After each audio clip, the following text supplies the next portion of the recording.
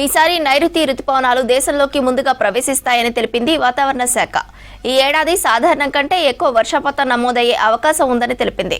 రాష్ట్రంలో మరో 3 రోజులు ఉరుములు, మెరుపులు, ఈదురు గాలులతో కూడిన వర్షాలు కురిసే ఛాన్స్ ఉందన్నారు.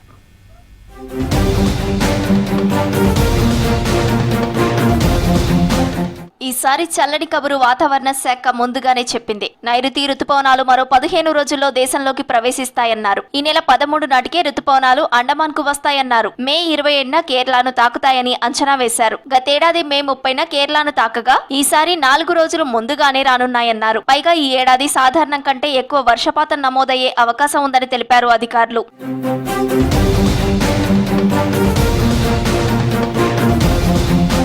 సాధారణంగా జూన్ 1 నాటికి రుతుపవనాలు కేరళలోకి ప్రవేశించడంతో జూలై 8 నాటికి దేశమంతా విస్తరిస్తాయి. మళ్లీ వాయువ్య భారతం నుంచి సెప్టెంబర్ 17తో రుతుపవనాల ఉపసంహరణ మొదలై అక్టోబర్ 15 నాటికి ముగుస్తుంది. సాధారణం కంటే తక్కువగా వర్షపాతం కురిసే ఎల్నినో పరిస్థితులు లేవని తెలిపింది ఐఎండీ. ఐఓడీ న్యూట్రల్ గా ఉండటంతో దీర్ఘకాలిక సగటు 87 సెంటీమీటర్లు ఉండగా 105% వర్షపాతం నమోదవుతుందని అంచనా వేశారు అధికారులు. ఫస్ట్ ఫేజ్ లో చూసుకున్నట్లయితే మనకి ప్రస్తుతానికి 27ని తాకే అవకాశం ఉంది. తర్వాత నుంచి మనకి తెలంగాణ వరకు వచ్చేసరికి మాత్రం జూన్ 5 నుంచి 10వ తారీఖు మధ్యలో చేరుకునే అవకాశం ఉంటుంది.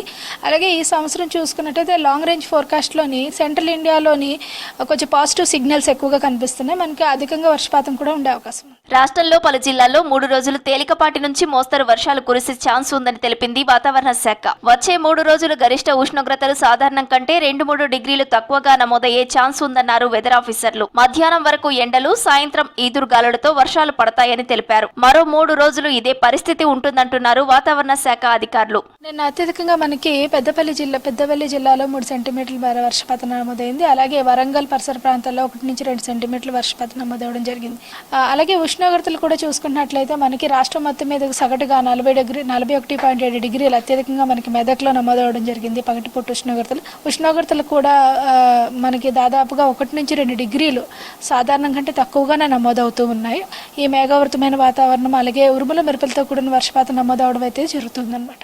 రాష్ట్రంలోని చాలా జిల్లాల్లో అక్కడక్కడ ఉరుములు, మెరుపులు, ఈదురుగాలులతో కూడిన వర్షం పడే అవకాశం ఉందన్నారు అధికారులు. గంటకు 30 నుంచి 40 కిలోమీటర్ల వేగంతో ఈదురుగాలులు వీచే ఛాన్స్ ఉందని తెలిపారు. అక్కడక్కడ వడగళ్ల వానలు పడొచ్చన్నారు. అంతేకాకుండా రేపు కొద్దిగా ద్రోణి ప్రభావం ఎల్లుండి నుంచి పెరిగే అవకాశం ఉంది. దీని ప్రభావం వల్ల ఏంటంటే వచ్చే 3 రోజులు కూడా అడపదడప అక్కడక్కడ ఉరుములు మెరుపులతో కూడిన వర్షపాతం నమోదే అవకాశం ఉంది. అలాగే ఈదురుగాలులు గంటకు 30 నుంచి 40 కిలోమీటర్ల వేగంతో అక్కడక్కడ 40 నుంచి 50 కిలోమీటర్ల వేగంతో కూడా వీచే అవకాశం అయితే కనిపిస్తుంది. నిర్మల్ జిల్లాలో ఉరుములు మెరుపులతో వర్షం పడింది. కుబీర్, కుంటాల, బైన్సా, తానూరు మండలాల్లో భారీ వర్షం పడింది. కళ్ళాల్లో ఆరబోసిన వరి ధాన్యం తడిసిపోవడంతో ఆందోళన చెందుతున్నారు రైతులు. ఆరుగాలం కష్టపడి పండించిన పంట నీటి పాలైందని ఆవేదన వ్యక్తం చేస్తున్నారు. తడిసిన ధాన్యం ప్రభుత్వం కొనుగోలు చేసి తమను ఆదుకోవాలంటున్నారు రైతులు.